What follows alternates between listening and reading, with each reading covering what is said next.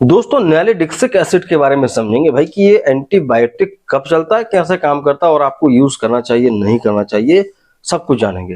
दोस्तों एक चीज आप सोचते होंगे भाई इतने सारे एंटीबायोटिक्स का हम करेंगे क्या, क्योंकि आपके पास ऑलरेडी अमोक्सिसिलिन है, डॉक्सीसाइक्लिन है, सिप्रोफ्लॉक्सासिन है, सेफ्ट्रेक्सोन है, सेफेक्सिम है, बहुत सारे हैं। बट ये नए नए एंटीबायोटिक्स मैं आपको क्यों बताता हूँ, क्योंकि दोस्तों एक नॉलेज बढ़ती है कि भाई ऑलरेडी दुनिया में कितने सारे एंटीबायोटिक्स हैं जो डॉक्टर्स यूज कर रहे हैं, हॉस्पिटल्स में यूज हो रहे हैं। हो सकता है कि आपको नॉलेज ना हो। अगर आपको नॉलेज होगी तो आपकी प्रैक्टिस इंप्रूव होगी, और अगर आप मरीज हैं तो आपको जानकारी होगी भाई आप किस तरह की दवाइयों का इस्तेमाल आप कर रहे हैं। दोस्तों यहाँ पे नैलिडेक्सिक की अगर बात करें, उससे पहले रिक्वेस्ट करूंगा प्लीज चैनल को सब्सक्राइब कर लें, क्योंकि यहाँ पे आपको सिर्फ और सिर्फ मेडिकल की जानकारी मिलती है। मेडिकल के अलावा और कुछ नहीं मिलेगा, मेडिकल संबंधित हर चीज मिल जाती है। तो शुरू करते हैं। दोस्तों नैलिडेक्सिक एसिड एक नैरो स्पेक्ट्रम, ज्यादातर एंटीबायोटिक्स आपने देखे होंगे ब्रॉड स्पेक्ट्रम्स होते हैं, ये एक नैरो स्पेक्ट्रम का फ्लोरोक्वानिलोन्स होता है।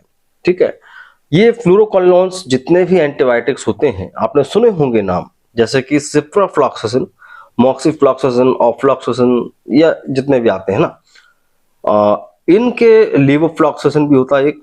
इन्हीं की तरह एक और होता है दोस्तों जिसे बोलते हैं नैलिडिक्सिक एसिड। कई बार क्या होता है दोस्तों कि डॉक्टर्स कोशिश करते हैं कि भाई सिप्रोफ्लॉक्सासिन से अब रिजल्ट नहीं मिल रहे हैं तो फिर इसको दिया जाए। कई बार ये काम भी करता है, बहुत अच्छे से रिजल्ट देता है। यहाँ पे अगर बात करें इसकी हिस्ट्री की, तो 1970 और 1980 के बीच ये कॉनिलोन्स है दोस्तों, जो कि ड्राइव किया गया था फ्लोरोकॉनिलोन्स से। ठीक है, तो ये एंटीबायोटिक है दोस्तों, ज्यादा महंगा भी नहीं आता, 200-250 रुपए में, 150-200 के लगभग इसकी रेंज रहती है। मैं किसी भी एक ब्रांड का आपको एक पार्टिकुलर कीमत नहीं बता पाऊंगा, कोई ज्यादा महंगा नहीं है। जैसे मेरोपेनम होता है इतना महंगा नहीं है, ये बहुत सस्ता होता है।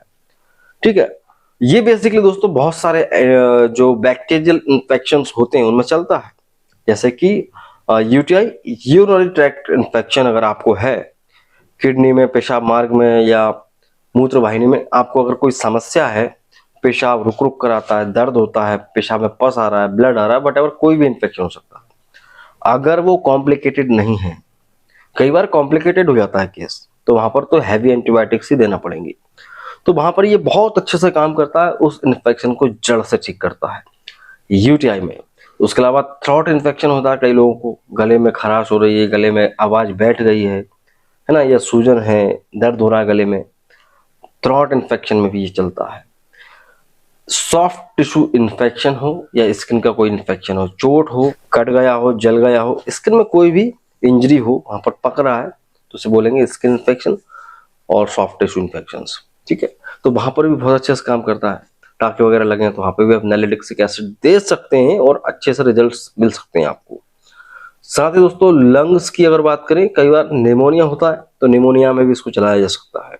बट निमोनिया में आजकल देखते हैं सबसे पहली फुर्सत में सेफ्ट्रियाक्सोन या सेफोटॉक्सिन चलता है, बट ये गलत आदत है। इस वजह से लोगों के अंदर एंटीबायोटिक्स के प्रति रेजिस्टेंस डेवलप हो चुका है, इसलिए ये बीमारियां जल्दी ठीक नहीं होती हैं, टाइफाइड, निमोनिया, क्योंकि आपने ऑलरेडी पहले नंबर ही उनको सेफलोस्पोरिन्स दे दिए हैं। तो अब लो एंटीबायोटिक्स काम ही नहीं करता है, फिर मैनोपेरम वगैरह इस सब पे जाना पड़ता है। ठीक है, तो ये सारे इन्फेक्शन में चलता है नैलिडिक्सिक एसिड। काम कैसे करता है ये दोस्तों, उस एंजाइम को प्रिवेंट करता है जो कि बैक्टीरिया की सेल के लिए जरूरी है, उसकी सेल्स को डिवाइड करने के लिए, सेल्स को रिपेयर करने के लिए। भाई देखो बैक्टीरिया उसकी सेल है, तो सेल वॉल भी है, राइबोसोम भी है, प्रोटीन सिंथेसिस हो रही है, सेल वॉल है, प्रोटेक्टिव लेयर बन रही है, बैक्टीरिया को ग्रोथ करने के लिए उसको डिवाइड होना है, इन सब के लिए जरूरी होता है एक एंजाइम।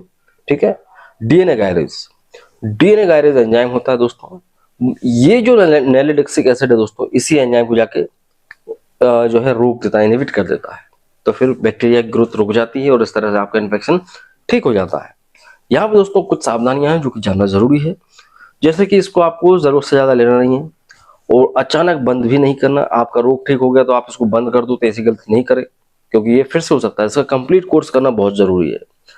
साथ ही दोस्तों अगर आपको रैश हो रहा है, इचिंग हो रही है स्किन के अंदर, तो आपको तुरंत बंद कर देना चाहिए, डॉक्टर को इन्फॉर्म कर देना चाहिए।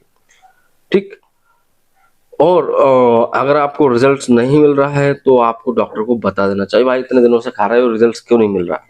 साइड इफेक्ट की बात करें, साइड इफेक्ट बहुत सारे होते हैं। नोजिया हो सकती है, डायरिया हो सकता है, आपको सर दर्द, सर चकराना, उल्टी, पेट दर्द, और ये सारी चीजें हो सकती है, नमनेस हो सकती है, हाथ पैरों में सुन्नपन भी हो सकता है। डोज समझ लेते हैं, इसकी सिरप और टैबलेट दोनों आती हैं। बच्चों के लिए सिरप भी आता है और लगभग दोस्तों 300 मिलीग्राम पर 5 ml का सिरप आता है, जिसको आप सुबह शाम दे सकते हैं 5-5 ml बच्चों के लिए, जो कि 7-8 साल से ऊपर के बच्चे उनके लिए होता है। और दो टैबलेट की बात करें तो एडल्ट्स के लिए टैबलेट आती है दोस्तों, 500 मिलीग्राम टैबलेट आती है, जिसको आपको दिन भर में आप 1.5 ग्राम तक दे सकते हैं, 2 ग्राम भी दे सकते हैं, 500 मिलीग्राम सुबह दोपहर शाम या सुबह शाम भी दिया जा सकता है, depend on severity of disease और डिपेंड ऑन वेट और एज ऑफ पेशेंट। तो ये इसका डोज होता है। आई होप आप समझ गए होंगे नैलिडिक्सिक एसिड के बारे में। वीडियो आपको अच्छा लगा, यहां तक देख रहे हैं तो लाइक करें, चैनल पर नए चैनल को सब्सक्राइब करें। मिलते हैं आपसे अगली वीडियो में। जय हिंद, वंदे मातरम।